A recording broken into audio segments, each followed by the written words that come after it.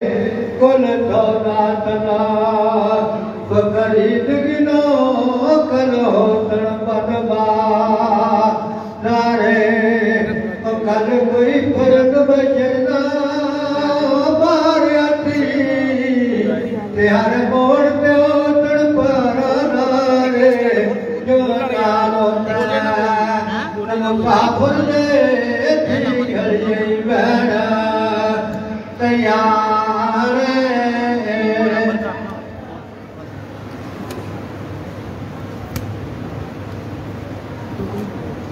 محمد بلندر سلام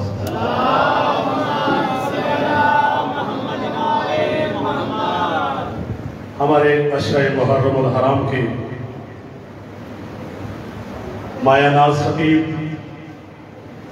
عظیم الشان خطیب خطیب ولایت علی علیہ السلام خطیب آل اطہار خطیب آل محمد جناب ڈاکٹر واجد رضا عابدی صاحب تشریف فرما ہے۔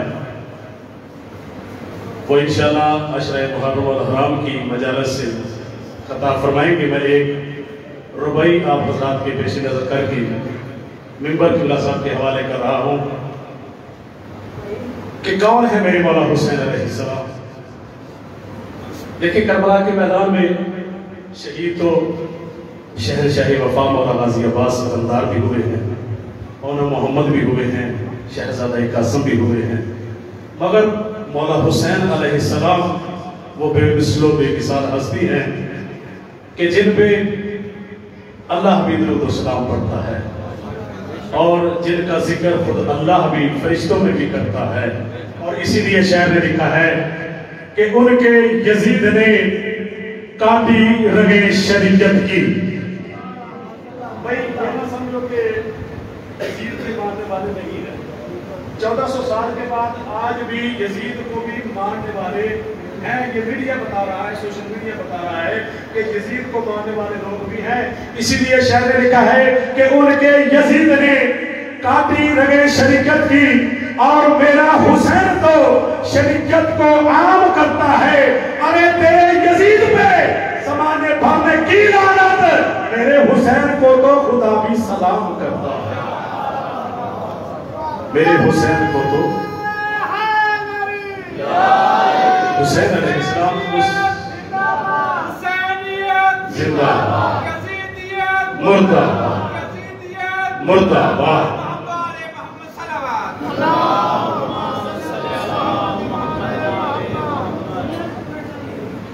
میں درخواست گزار ہوں خطیب ولایت علی، خطیب محمد و آل محمد، خطیب آل اطہار جناب علامہ ڈاکٹر ماجد رضا عابدی صاحب پر محمد و آل محمد بلندر سلام۔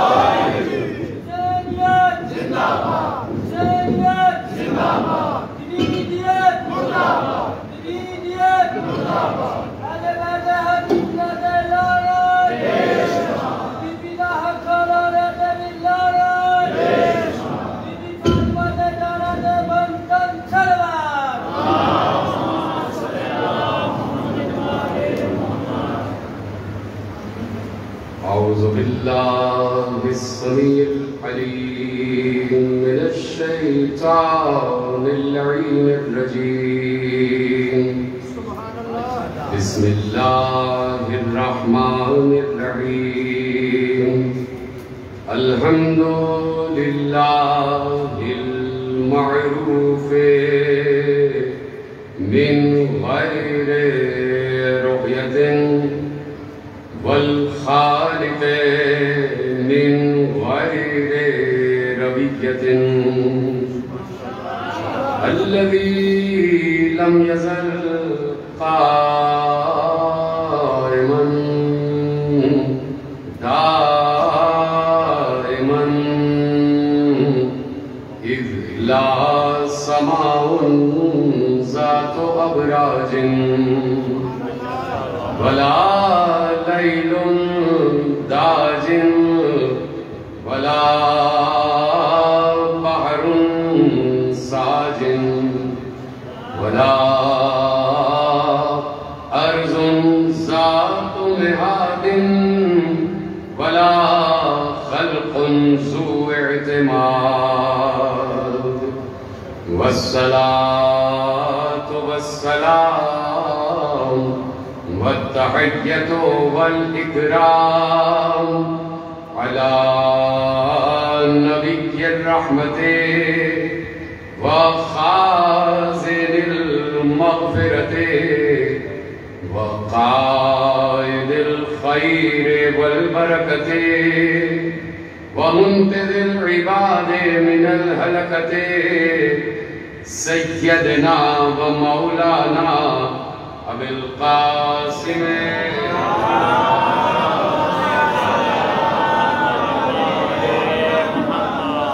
وأهل بيته الطيبين الطاهرين المعصومين المظلومين المنتخبين المنتجبين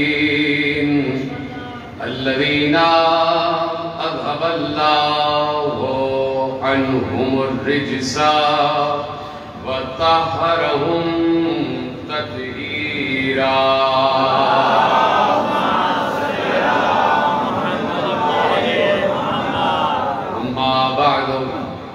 قال الله سبحانه وتعالى في محكم كتابه المجيد وفرقانه الحميد وقوله الحق بسم الله الرحمن الرحيم ومن يبتغ غير الإسلام دينا فلن يقبل منه صلوات پڑھیں محمد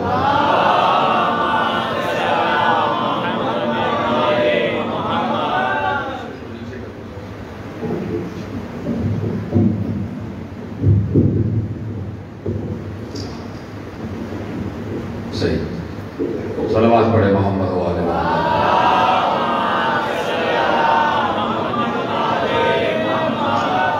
پروردگار عالم جو اس کائنات کا اللہ خالق و مالک ہے جس نے اپنے محبوب کو مصطفیٰ بنایا جس نے محبوب کے محبوب کو مرتضیٰ بنایا جس نے اس کائنات کو محبوب کی محبت میں خلق کیا اس کا ہم پر احسان عظیم ہے کہ اس نے ہم کو اپنی طرح حسین کا محب بنایا ہوا اللہ بھی حسین سے محبت کرتا ہے اور ہم بھی حسین سے محبت کرتے ہیں اللہ بھی حسین کو چاہتا ہے اور ہم بھی حسین کو چاہتے ہیں اللہ کا مطلوب بھی حسین ہے اور ہمارا مطلوب بھی حسین ہے اللہ کو محبوب حسین ہے اور ہمیں بھی محبوب حسین ہے اس لیے جیسے ہی مہینہ حسین آتا ہے ویسے ہی ہم اپنے گھروں کو چھوڑ کر حسین کے گھر میں آ جاتے ہیں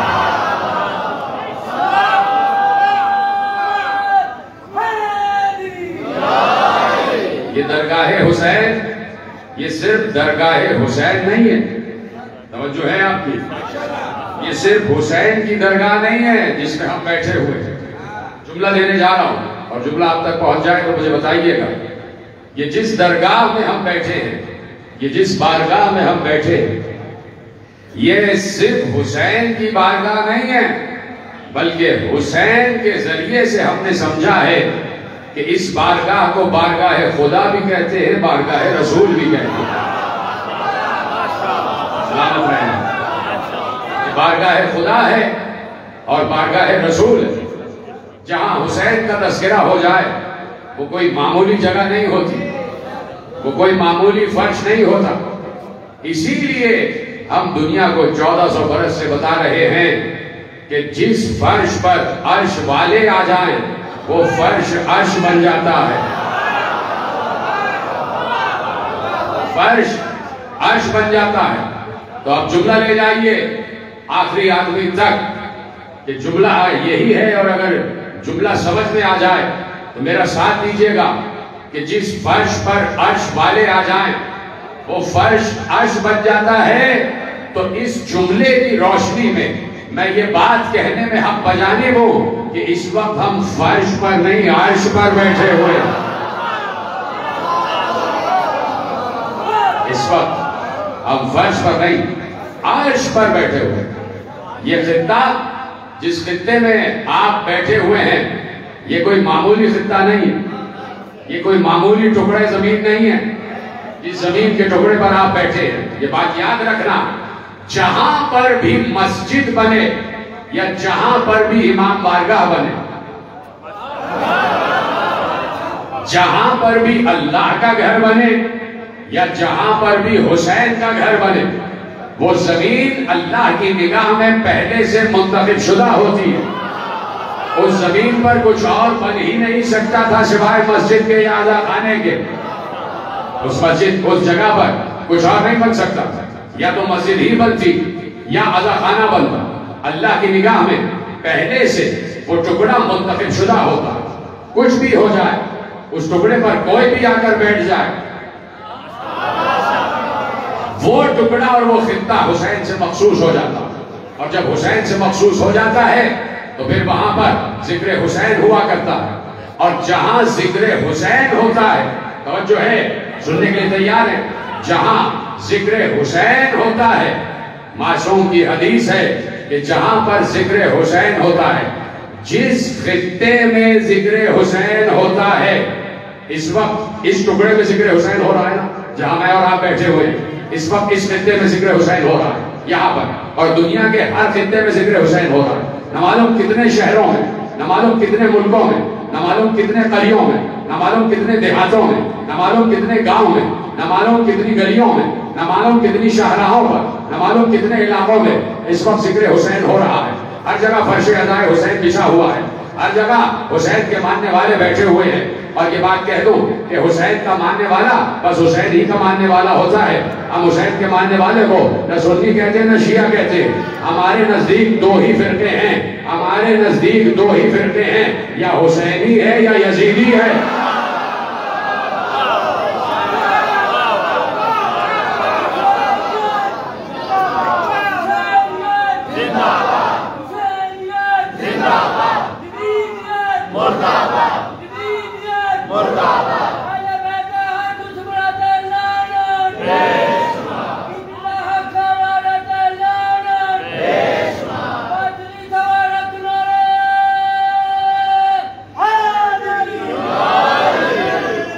توجہ فرمائی آپ نے کہ یا تو آدمی اس وقت حسینی ہے یا یزیدی. دو ہی فرقے ہیں، ایک حسینی فرقہ ہے ایک یزیدی فرقہ ہے. یا تو حسین کے ہو جاؤ یا ہمیں بتا دو کہ تم یزید کے ہو. جو نہیں آ رہا، جو اس فرش ادا کو اس قابل نہیں سمجھتا کہ وہ یہاں آ کر بیٹھے، وہ اعلان کر دیتا ہے کہ میں یزیدی ہوں. اعلان کر دیتا ہے کہ میں یزیدی ہوں. اور اللہ نے یقیناً اس خطے کو مخصوص کیا ہوا ہے، اس خطے کو اللہ نے محفوظ کیا ہوا ہے. معصوم نے حدیث ارشاد فرمائی، سننے کے لیے تیار ہو جاؤ. حدیث میں آپ کے حوالے کر رہا ہوں کہ معصوم نے ارشاد فرمایا کہ جس جگہ بھی ذکر حسین ہوتا ہے دنیا میں، جس جگہ بھی ہمارا ذکر ہوتا ہے، اس جگہ کو ملائکہ ویسے دیکھتے ہیں، وہ جگہ ملائکہ کے لیے ویسے چمکتی ہے جیسے زمین والوں کے لیے ستارے چمکتے ہیں. یہ والے حضرات بھی میرے ساتھ ہیں سارے کے ساتھ. وہ جگہ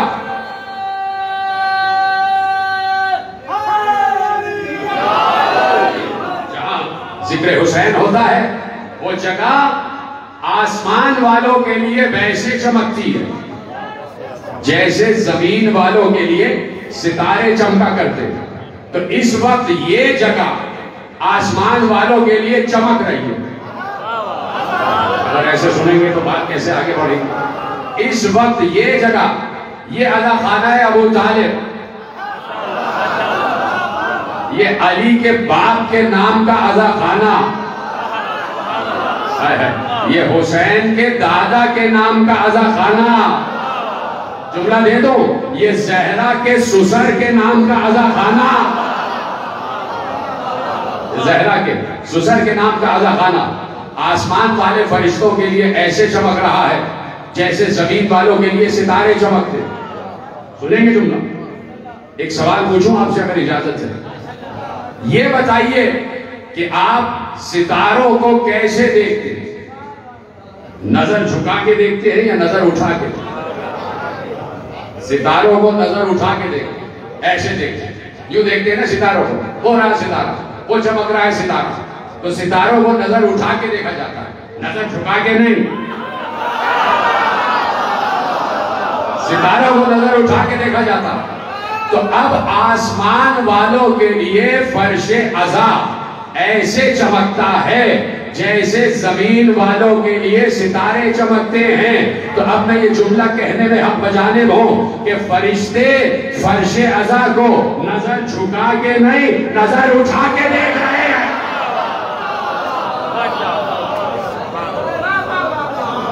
مجھے فرمایا, فرشتے فرش عزا کو نظر جھکا کے نہیں, نظر اٹھا کے دیکھ رہے ہیں. یعنی فرش عزا آسمان پر چمکتا ہوا دکھائی دے رہا.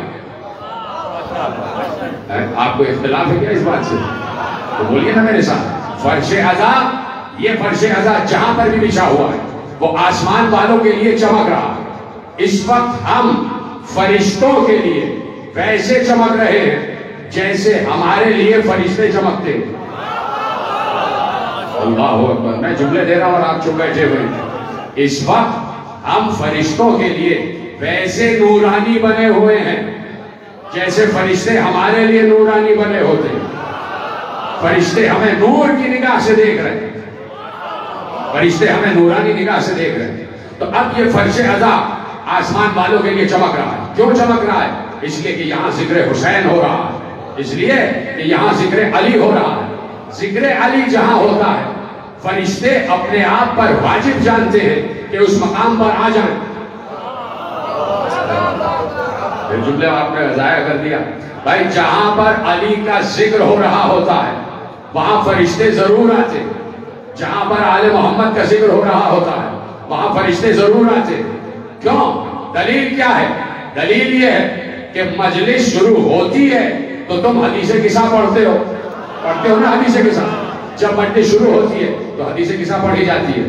اس حدیث قصہ کا آخری جملہ یہ ہے کہ علی نے رسول سے پوچھا کہ یا رسول اللہ, اس وقت ہم جو اس قصہ میں بیٹھے ہوئے ہیں, اس چادر میں ہم جو بیٹھے ہوئے ہیں, اس بیٹھنے کا اور اس حدیث کا, اس ذکر کا ثواب کیا ہے؟ تو پیغمبر نے کہا جہاں پر بھی یا علی, جہاں پر بھی ہمارا تذکرہ کیا جاتا ہے, جملہ ضائع نہ ہو, یا علی حدیث قصہ میں, یا علی جہاں پر بھی ہمارا تذکرہ کیا جاتا ہے اس جگہ کو ملائکہ چاروں طرف سے گھیر لیتے ہیں اور جو بھی بیٹھا ہوتا ہے اس کے لیے استغفار کر رہے ہوتے ہیں. جو بھی بیٹھا ہوتا ہے,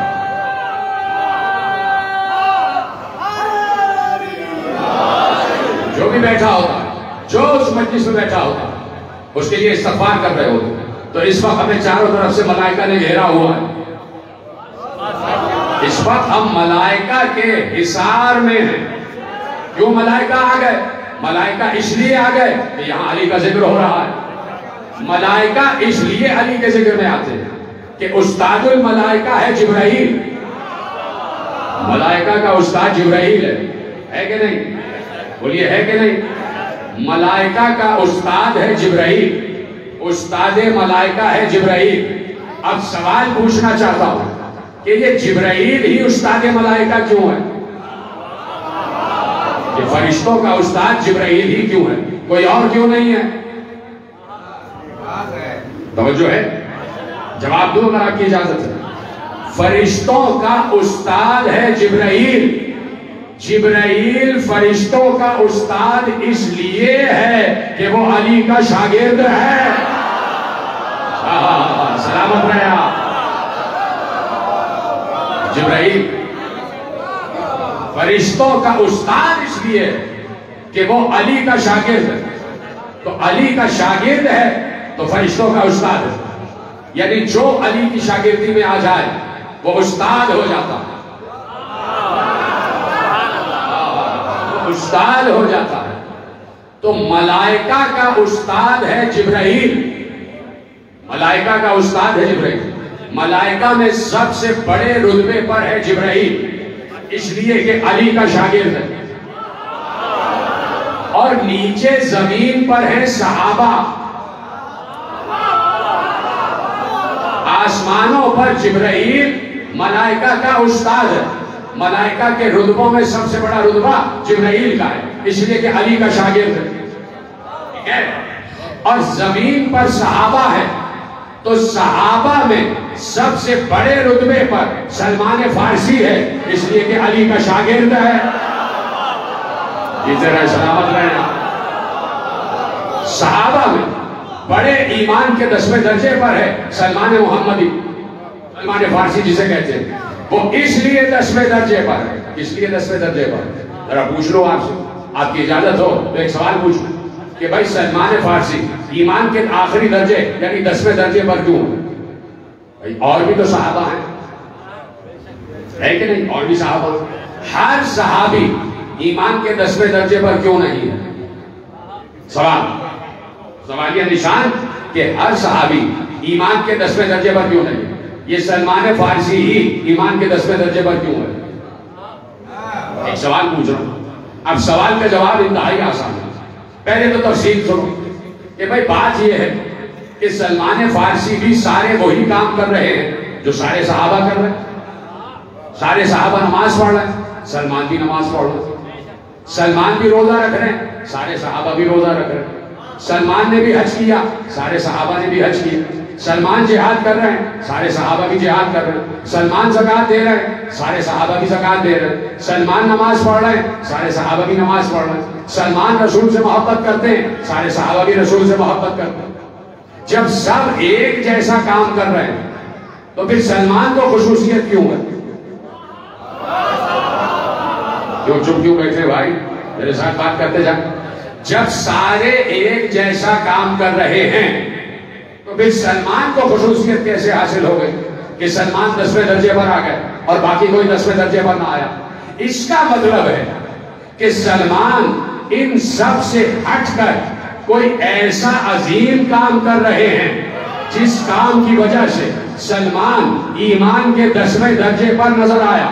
تو میں نے سلمان فارسی کی زبان حیات کو پڑھا، سلمان فارسی کی سیرت کو پڑھا، سلمان فارسی کے کردار کو پڑھا، تو یہی سیرت نظر آئی کہ جیسے سب نماز پڑھ رہے تھے سلمان بھی نماز پڑھ رہے تھے، جیسے سب روزہ رکھ رہے تھے سلمان بھی روزہ رکھ رہے تھے، جیسے سب زکوٰۃ دے رہے تھے سلمان بھی زکوٰۃ دے رہے تھے، جیسے سب حج کر رہے تھے سلمان بھی حج کر رہے تھے، جیسے سب جہاد کر رہے تھے سلمان بھی جہاد کر رہے تھے.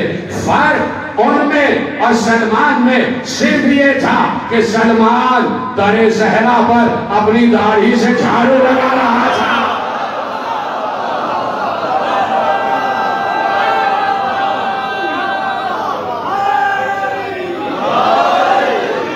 میرے ساتھ سلمان فاطمہ زہرا کے دروازے کی عظمت پہچانتا ہے. سلمان فاطمہ زہرا کے دروازے کی عظمت پہچانتے ہیں اور اپنی داڑھی سے در صحرا کو صاف کر رہے ہیں.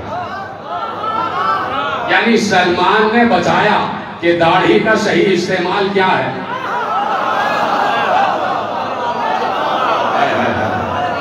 سلمان نے بتایا کہ داڑھی کا صحیح استعمال کیا ہے. در صحرا کو صاف کر رہے ہیں. جانتے ہیں کہ اس دروازے کی عظمت کیا ہے، جانتے ہیں کہ اس دروازے کی رفعت کیا ہے، جانتے ہیں کہ اس دروازے کا معیار کیا ہے. پتا ہے کہ اس دروازے کے قریب ہر کوئی نہیں آ سکتا. جو بغیر پوچھے آ جائے وہ گستاخ ہے. جو بغیر پوچھے آ جائے وہ گستاخ ہے. اور صرف اس دروازے کا گستاخ نہیں، یہ دروازہ صرف دروازہ سیدہ نہیں ہے، در رسول بھی ہے. یہ در سلامت رہے. یہ دروازہ صرف در سیدہ نہیں ہے، در رسول بھی ہے. تو جو در سیدہ پہ گستاخ بن کے آ جائے گویا وہ در رسول کا گستاخ ہے. اور جو در سیدہ کا محترم اور احترام کر کے آ جائے وہ در رسول کا احترام کر رہا ہے. جس نے در سیدہ کا احترام کیا اس نے گویا در رسول کا احترام کیا. تو اب سلمان اس دروازے کی عظمت جانتے ہیں. جب اس دروازے کی عظمت جانتے ہیں تو سلمان کو 10واں درجہ ملا. ایمان کے آخری درجے پر سلمان فارسی, ایمان کا 10واں درجہ سلمان فارسی. تو کیا صرف 10واں درجہ نام کا مل گیا؟ صرف نام کا 10واں درجہ مل گیا کہ بھائی تم 10ویں درجے پر ہو بیٹھ جاؤ؟ ایسا تو نہیں ہے. یہ ایمان کا 10واں درجہ دیتا کیا ہے؟ چودھری صاحب, حکیم صاحب, ایمان کا 10واں درجہ عطا کیا کرتا ہے؟ کیا ملتا ہے ایمان کے 10ویں درجے سے؟ ایمان کے 10ویں درجے سے کیا ملتا ہے؟ یعنی 10ویں درجے پر آ گئے تو اب سلمان کو کیا کیا ملا؟ سلمان فارسی کو کیا ملا؟ تو اب جانا, جب مدائن جانا اور سلمان فارسی کے مقبرے پر جانا تو وہاں کچھ حدیثیں لکھی ہیں. کیا ختم کر دوں بات؟ میں زور لگا رہا ہوں, آپ بھی وہاں سے زور لگائیے اور مجھے بتائیے کہ تقریر ویسے ہی چھوڑ رہے ہیں جیسے میں تقریر کر رہا ہوں.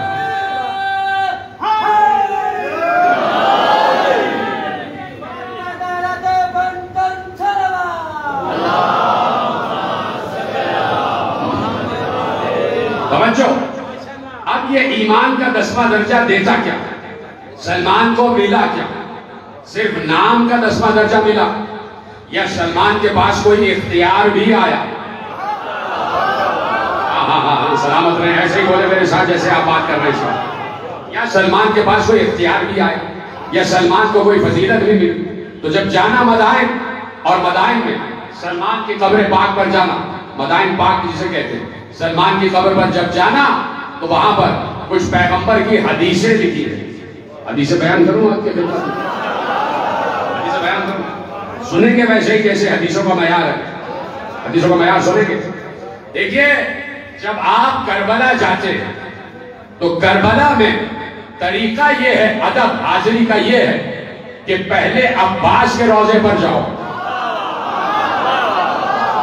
اور اس کے بعد حسین کے روضے پر جاؤ. پہلے عباس کے روضے پر جاؤ اور پھر حسین کے روضے پر جاؤ. کیوں ایسا کیوں ہے کہ پہلے ابو الفضل کے روضے پہ جاؤ اور پھر ابا عبداللہ کے روضے پر جاؤ؟ پہلے حاضری ابو الفضل کے روضے پر اور اس کے بعد حاضری ابا عبداللہ کے روضے پر. تو جواب لکھا ہوا ہے کہ عباس کے کئی نام ہیں, ان ناموں میں ایک نام ہے, عباس کا ایک نام ہے باب الحسین. سلامت رہے. عباس کے کئی نام ہیں, ان ناموں میں عباس کا ایک نام ہے باب الحسین, یعنی حسین تک پہنچنے کا دروازہ.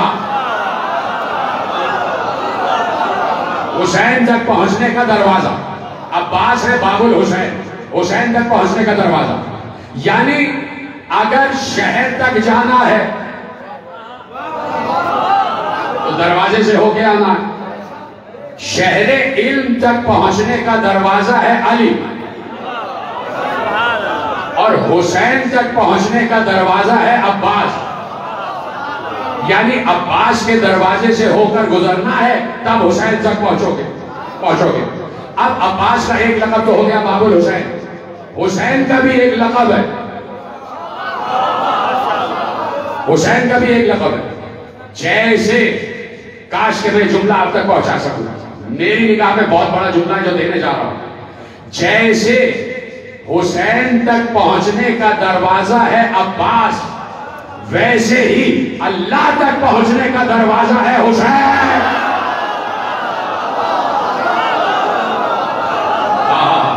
سلامت رہے. ویسے ہی اللہ تک پہنچنے کا دروازہ ہے حسین. یہ جتنے آئمہ ہیں ان سب کا لقب ہے باب اللہ, اللہ کا دروازہ, اللہ تک پہنچنے کا دروازہ. جس امام کی زیارت بھی پڑھیں گے اس میں لکھا ہے السلام علیکہ یا باب اللہ, اے اللہ تک پہنچنے کے دروازے آپ پر سلام. یعنی اللہ تک پہنچنا ہے تو معصوم سے ہو کے پہنچنا پڑے گا, معصوم سے ہو کر پہنچنا پڑے گا. میں چلا, صاحبان سے چلا, اور اس راستے سے ہوتا ہوا ہے کہ جو 60 برج والا تک آ رہا ہے، ایک ہی راستہ ہے. یہاں سے گئے مین روڈ پر گئے، وہاں سے یو ٹرن لیا اور یو ٹرن لے کر اور پھر اس کے بعد یوسف والا سے مڑے اور پھر سیدھے چلتے ہوئے آ گئے اور سیدھے چلتے ہوئے آئے. پھر اس کے بعد دائیں طرف مڑ گئے اور دائیں طرف مڑے تو سڑک خود بخود مڑتی ہوئی لے جاتی ہوئی باب ابو طالب تک لے آئی. اب مجھے ساہیوال سے آنا تھا 60 برج والا کے عزاخانہ ابو طالب تک. تو جو یہاں تک آنے کا سیدھا رستہ ہے، اگر میں وہ رستہ لوں گا تو عزاخانہ ابو طالب تک پہنچ جاؤں گا، اور اگر میں نے کوئی اور رستہ لے لیا تو کہیں اور تو پہنچ جاؤں گا، اپنی منزل تک نہیں پہنچوں گا. تو آل محمد اللہ تک پہنچنے کا دروازہ ہے. جو اللہ تک پہنچنا چاہتا ہے وہ آل محمد سے ہو کے پہنچے، اور جو آل محمد سے کترا کے چلا جائے وہ کسی اور تک تو پہنچ جائے گا، اللہ تک نہیں پہنچے گا.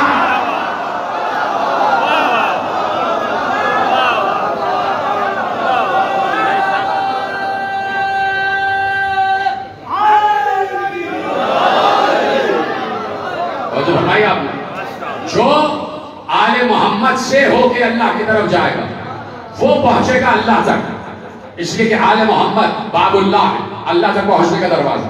اب جو آل محمد سے کترا کے ادھر ادھر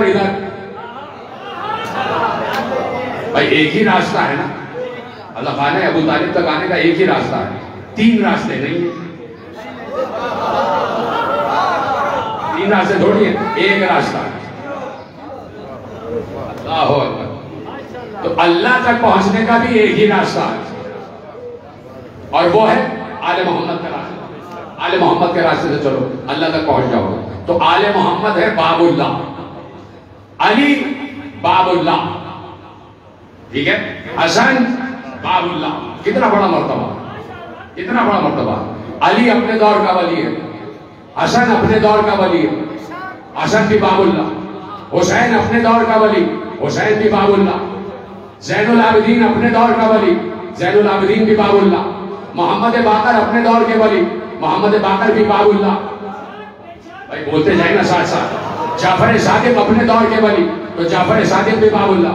مرسی کاظم اپنے دور کے ولی تو مرسی کاظم بھی باب اللہ. علی رضا اپنے دور کے ولی تو علی رضا بھی باب اللہ. محمد تقی اپنے دور کے ولی تو محمد تقی بھی باب اللہ. علی نقی اپنے دور کے ولی تو علی نقی بھی باب اللہ. حسن عسکری اپنے دور کے ولی تو حسن عسکری بھی باب اللہ. حجت زمانہ آج کے دور کا ولی تو حجت زمانہ بھی باب اللہ. یعنی یہ 14 دروازے ہیں اللہ تک پہنچنے کے. خدا کی قسم باب اللہ ہونا کوئی معمولی بات نہیں ہے، اللہ تک پہنچنے کا دروازہ ہونا کوئی معمولی بات نہیں ہے. ہر کسی کو باب اللہ نہیں کہتے. جیسے ہی سلمان فارسی کے روضے پر جاؤ گے تو صدر دروازے پر ایک حدیث لکھی ہوئی ہے اور حدیث میں رسول نے ارشاد فرمایا کہ سلمان باب اللہ ہے.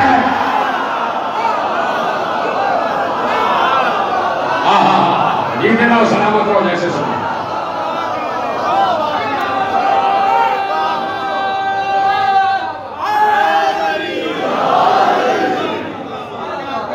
سلمان باب اللہ ہے، سلمان اللہ تک پہنچنے کا دروازہ.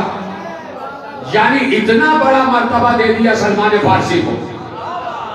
علی کا چاہنے والا ہے، صرف چاہنے والا ہی نہیں ہے، علی کو پہچاننے والا بھی ہے، علی کو پہچانتا بھی ہے، علی کا چاہنے والا بھی ہے، علی کا پہچاننے والا بھی. اور علی کیا ہے یہ ہر کوئی نہیں جانتا. علی کیا ہے یہ ہر کوئی نہیں جانتا. دیکھیے پیغمبر نے حدیث ارشاد فرمائی، پیغمبر نے حدیث ارشاد فرمائی کہ یا علی اللہ کو کوئی نہیں پہچانتا سوائے میرے اور تمہارے، اور یا علی مجھے کوئی نہیں پہچانتا سوائے اللہ کے اور تمہارے، اور یا علی تمہیں کوئی نہیں پہچانتا سوائے اللہ کے اور میرے. یعنی یہ 3 ہیں جو آپس میں ایک دوسرے کو پہچانتے ہیں. اب ان تینوں کے علاوہ کوئی بھی ان تینوں کو نہیں پہچان سکتا. نہ اللہ کو کوئی پہچان سکتا ہے، نہ رسول اللہ کو کوئی پہچان سکتا ہے، نہ ولی اللہ کو کوئی پہچان سکتا ہے.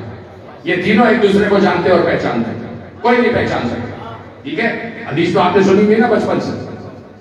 اب علی ہی کی ایک حدیث آپ کے حوالے کر رہا ہوں کہ امرنا صعب مستصعب، ہمیں پہچاننا مشکل ہی نہیں بہت مشکل. اللہ اکبر. ہمیں پہچاننا صرف مشکل ہی نہیں بہت مشکل کام ہے ہمیں پہچاننا. ٹھیک ہے. کسی نے پوچھا مولا پھر آپ کو کون پہچان سکتا ہے؟ کون پہچان سکتا ہے؟ کہ الا من شئنا، صرف وہ پہچان سکتا ہے جسے ہم چاہیں کہ وہ پہچانے. یہ پیچھے والے حضرات بولنا جانتے ہیں نا؟ ہاں سلامت رہیں. یہ سب بولنا جانتے ہیں تو بولے میرے ساتھ. الا من شئنا، سوائے اس کے جسے ہم چاہیں وہ ہمیں پہچان سکتا ہے. یعنی علی جس پر ظاہر ہو جائے، علی ہر کسی پر ظاہر نہیں ہوتا. علی جس پر چاہے ظاہر ہو جائے، اور جس پر علی ظاہر ہو جائے وہ علی کو پہچان لیتا ہے. وہ علی کو پہچان لیتا ہے. اور جب علی کو پہچانتا ہے تو اس پہچان کے ذریعے وہ اللہ کے مظہر کو پہچانتا ہے. علی کون ہے؟ مظہر العجائب ہے نا. علی کون ہے؟ مظہر العجائب ہے. عجائب کون ہے؟ اللہ. عجیب ہے اللہ. اس عجیب کو پہچانوانے کا مظہر ہے علی. مظہر العجائب ہے علی. تو جو علی کو پہچان لیتا ہے، خدا کے جملہ ضائع نہ کرنا، جو علی کو پہچان لیتا ہے گویا وہ اللہ کو پہچان لیتا ہے. کیا ختم کر دوں بات؟ جو علی کو پہچان لیتا ہے وہ اللہ کو پہچان لیتا ہے. تو سلمان فارسی کو علی نے بتا دیا کہ علی کون ہے. کیا ہے یہ دائیں حضرات دائیں طرف بیٹھے ہیں، سب میرے ساتھی ہیں نا، بولتے تو رہے نا ساتھ ساتھ. سلمان فارسی کو علی نے بتا دیا کہ میں کون ہوں. علی ظاہر ہو گئے سلمان پر، اور جب علی کسی پر ظاہر ہو جاتا ہے تو علی اسے خاموشی سے بتا دیتا ہے کہ میں تم پر ظاہر ہو گیا، خاموش رہنا، کسی کو بتانا نہیں کہ علی ہے کون.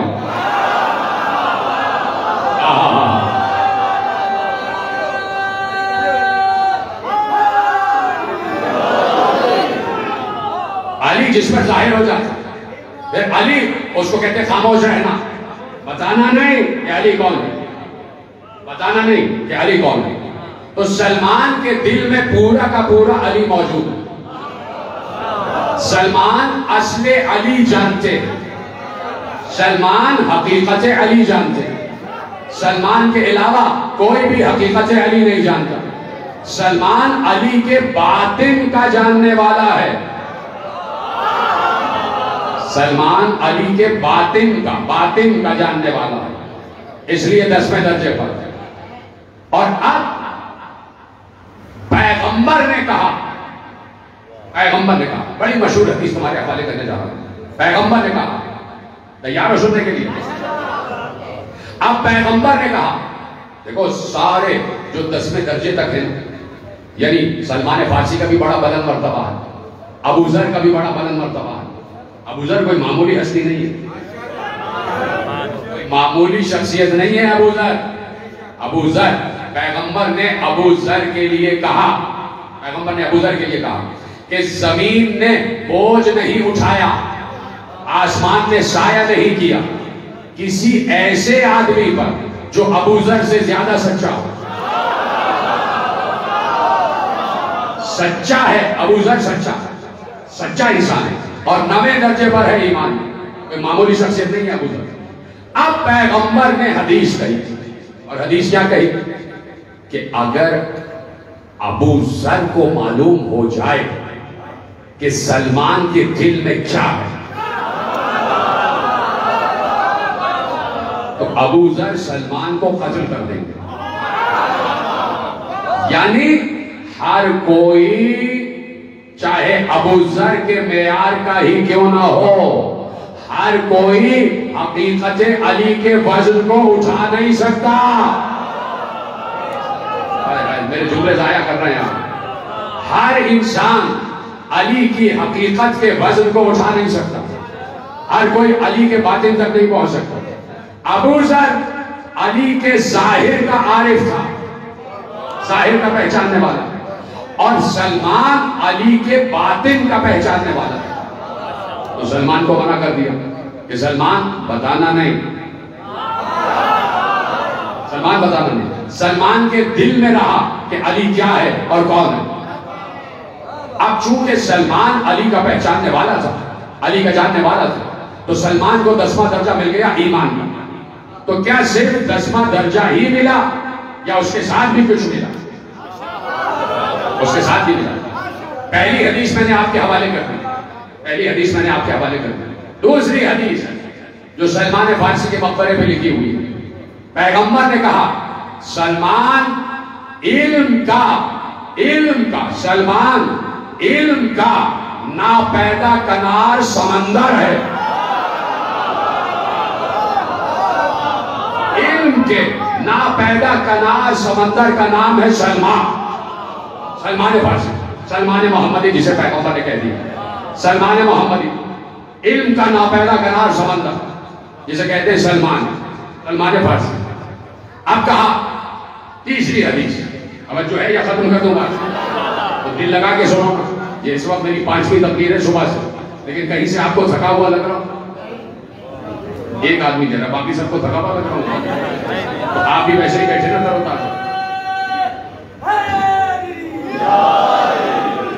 تیسری حدیث جو سلمان کے مقبرے پر لکھی ہوئی ہے وہ کیا ہے؟ لکھا ہے، بہت مشہور حدیث ہے، بچپن سے سن رہے ہو، پیغمبر نے ارشاد فرمایا سلمان و منا اہل البیت،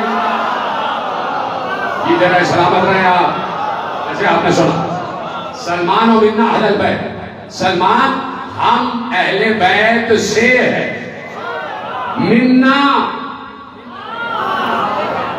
کون کہہ رہا ہے یہ منا؟ جس رسول نے حسین کو گود میں لے کر کہا حسین و منی،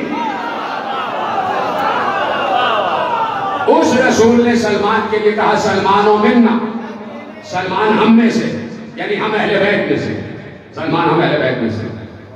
تو سلمان پہلے کون تھے؟ سلمان پہلے تھے صحابی۔ میں کیا کروں حکیم صاحب، آپ کی آواز آ جاتی ہے، باقی لوگ خاموش بیٹھے رہتے ہیں، جیسے ساتھ دے رہے میرے بزرگ ویسے ہی آپ بھی ساتھ دے۔ سلمان فارسی پہلے تھے صحابی، اور پھر پیغمبر نے کہا اب تم اہل بیت میں ہو۔ ڈگریاں بٹ رہی ہیں، ڈگریاں۔ میں نے سوال کسی مقام پر کیا، اب آپ سے سوال دوہراتا ہوں، یہ بتاؤ میٹرک کی ڈگری بڑی ہوتی ہے یا بی اے کی ڈگری بڑی ہوتی ہے؟ بی اے کی ڈگری بڑی ہوتی ہے۔ اب کوئی یہ کہے کہ بھائی آپ نے بی اے کر لیا اب میٹرک بھی کر لیجیے، یہ تو نہیں ہو سکتا۔ کوئی کہے گا بھائی میرے پاس تو پہلے ہی بڑی ڈگری موجود ہے، اب چھوٹی ڈگری کائے کے لیے؟ پہلے ہوتی ہے چھوٹی ڈگری، اس کے بعد بڑی ڈگری ہوتی ہے۔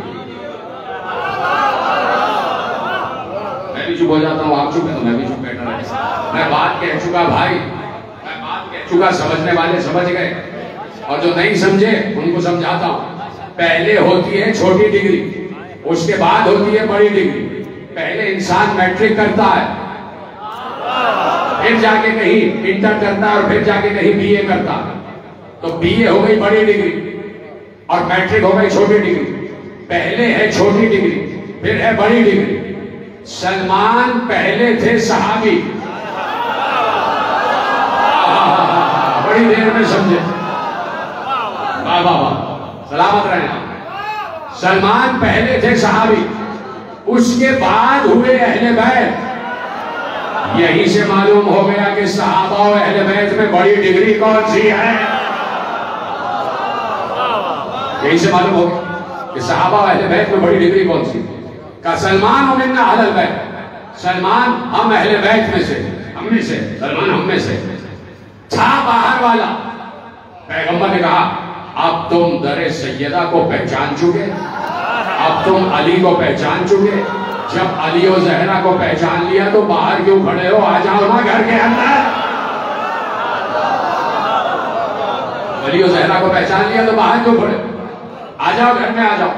تو کہا سلمان و منا اہل بیت، سلمان ہم اہل بیت میں سے، سلمان ہم میں سے. تو ڈگری صرف 10ویں درجے کی نہیں ہے، بلکہ سلمان کو اس کے ساتھ ساتھ ولایت بھی ملی. سلمان کو ولایت بھی ملی، اور جسے ولایت مل جاتی ہے، جسے ولایت مل جاتی ہے، اس کا اختیار کائنات کی چیزوں پر ہو جاتا ہے. کائنات کی مخلوق پر اس کو اختیار حاصل ہو جاتا ہے. ولیوں کو اختیار ہوتا ہے. یا تو اختیار نبیوں کے پاس ہے، یا اختیار ولیوں کے پاس ہے. یا اختیار نبیوں کے پاس ہے، یا اختیار ولیوں کے پاس ہے. کائنات کی اشیاء پر، کائنات کی مخلوقات پر اختیار یا تو نبیوں کے پاس ہے یا اولیاء کے پاس ہے. سلمان نے کہا، اب سلمان کی آپ اطاعت گزاری دیکھیے، اب سلمان کی آپ علی سے محبت دیکھیے، اب سلمان کی نگاہ میں علی کا مرتبہ دیکھیے. ایک بار خلیفہ وقت نے کہا کہ سلمان، ہم تمہیں مدائن کا گورنر بنا رہے ہیں.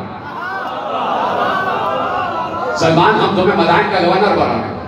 سلمان نے پلٹ کر کہا، جیسے انہوں نے کہا سلمان ہم تمہیں مدائن کا گورنر بنا رہے ہیں، قبول ہے، جاؤ گے؟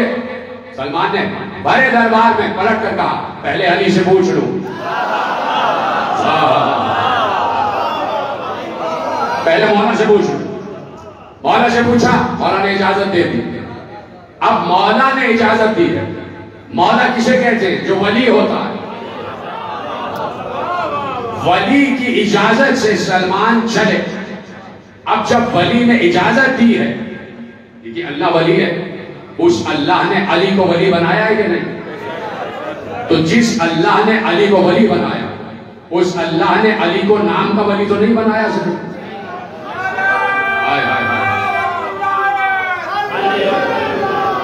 توجہ فرمائی آپ نے.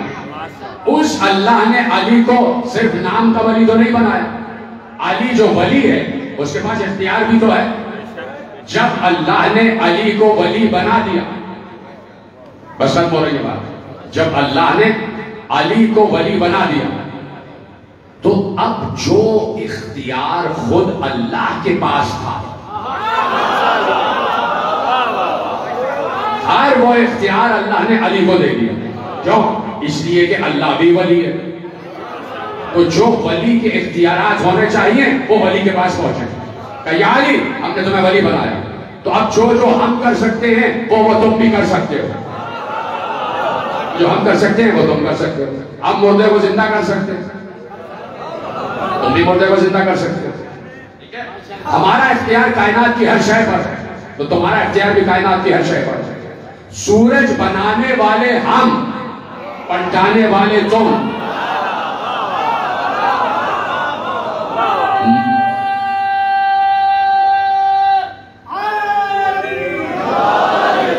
سورج بنانے والے ہم، پلٹانے والے تم. انسان کو موت دینے والے ہم، زندہ کرنے والے تم. ستارے کو آسمان پہ بلند کرنے والے ہم، دروازے پہ بلانے والے تم. مرد کو مرد بنانے والے ہم، تم مرد کو عورت بنانے والے تم.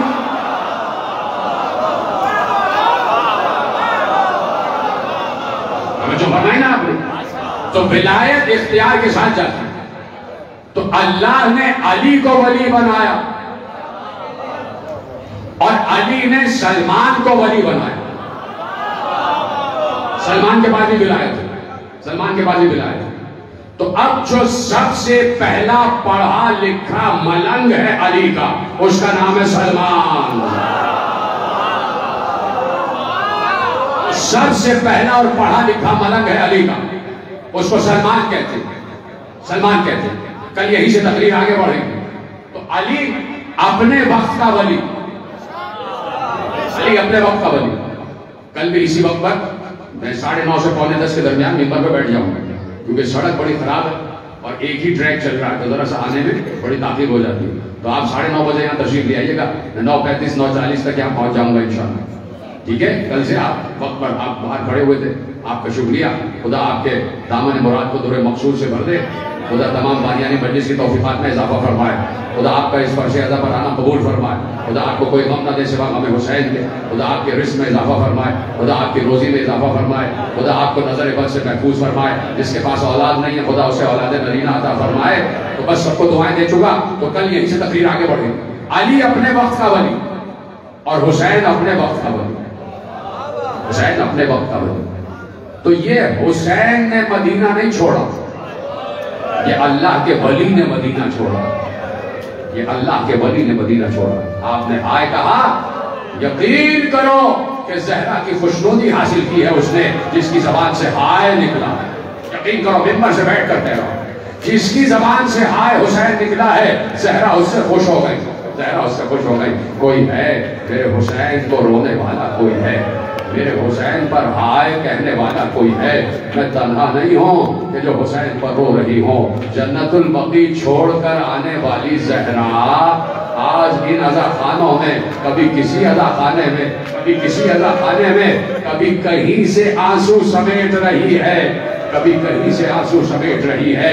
اس وقت میرا دل کہہ رہا ہے کہ زہرا اس عزا خانے میں موجود ہیں، اور زہرا کے ہاتھ میں ایک خشک رومال ہے، اور وہ چاہتی ہیں کہ لاؤ اس رومال میں آنسوؤں کا نذرانہ پیش کر دو، آؤ پھر ہائے حسین کہتے جاؤ، اپنی آنکھوں سے ایک قطرہ اشکوں کا برسا دو، تاکہ زہرا کا رومال خالی نہ چلا جائے، سوکھا نہ چلا جائے، خشک نہ چلا جائے۔ اے زہرا آئیے، آپ کے بیٹے کا پرسہ پڑھا جا رہا ہے، تمہارے بیٹے کا مسائل پڑھا جا رہا ہے۔ اے بنت رسول آؤ، اے بنت رسول آؤ، اے زوجہ علی آ جاؤ، اور سنو اے زینب کی ماں آ جاؤ، اے مادر حسین آ جاؤ، تمہارے بیٹے کے مسائل پڑھے جا رہے ہیں۔ حسین نے مدینہ چھوڑا، عجیب انداز سے مدینہ چھوڑا، ماں کی قبر پر آیا حسین، اور اکیلا نہیں آیا، ساتھ میں زینب بھی آئی، ام کلثوم بھی آئی، ساتھ میں بہنیں بھی آ گئی۔ اور تمہیں پتا ہے، جب بہنیں باہر نکلتی ہیں تو عباس پردے کا انتظام کرتے، عباس پردے کا انتظام کرتے، عباس نے پردے کا انتظام کیا۔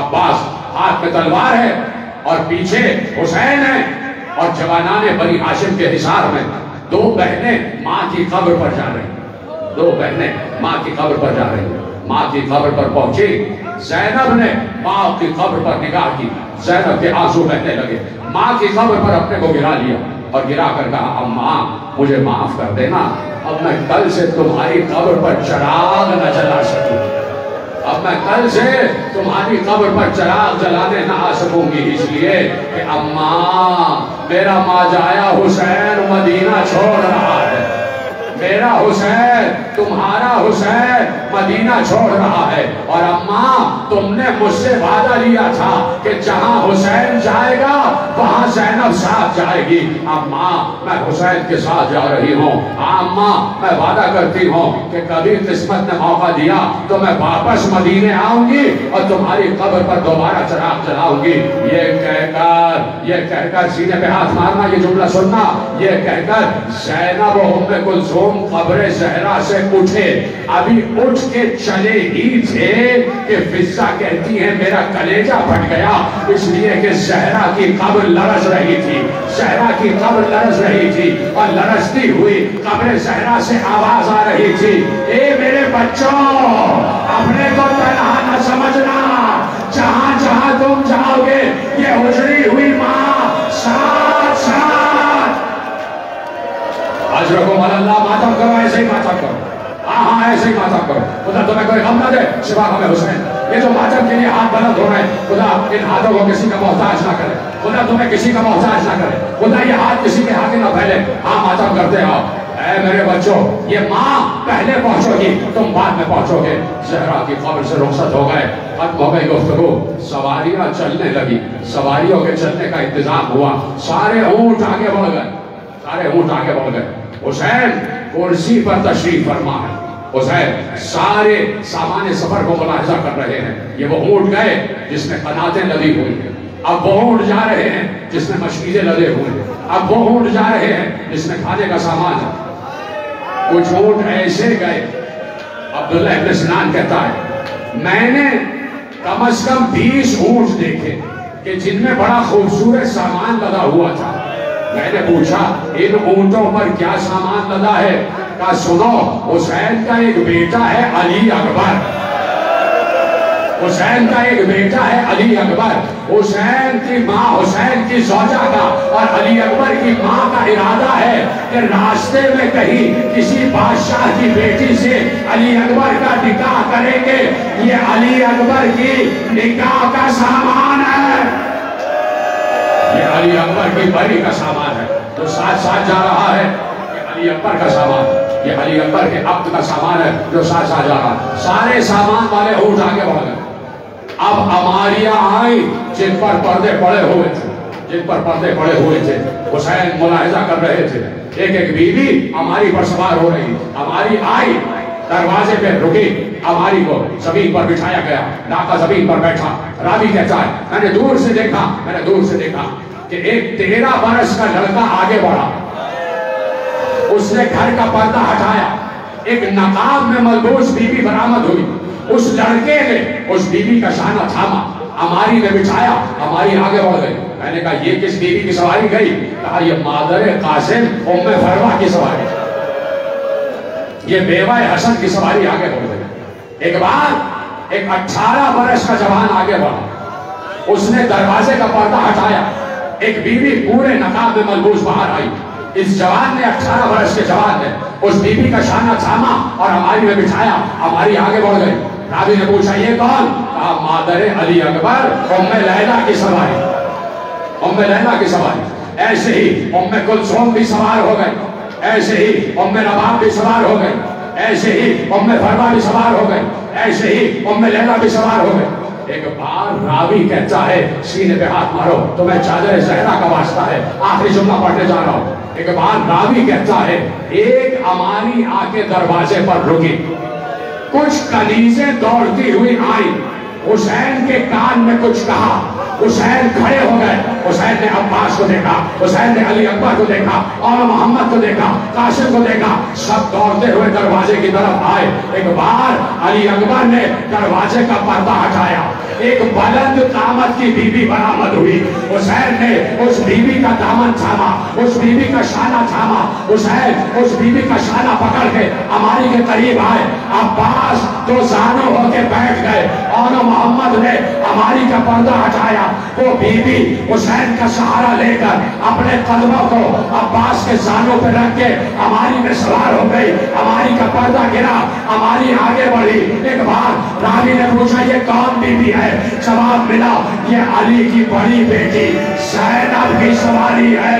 ارے آج 28 رجب کو زینب کو ایسے سوار کرایا گیا، کل 11 محرم آئی، زینب کو سوار کرانے والا کوئی نہیں۔ زینب نے لہر کا رخ کر کے کہا عباس آج زینب کو کون سوار کرے؟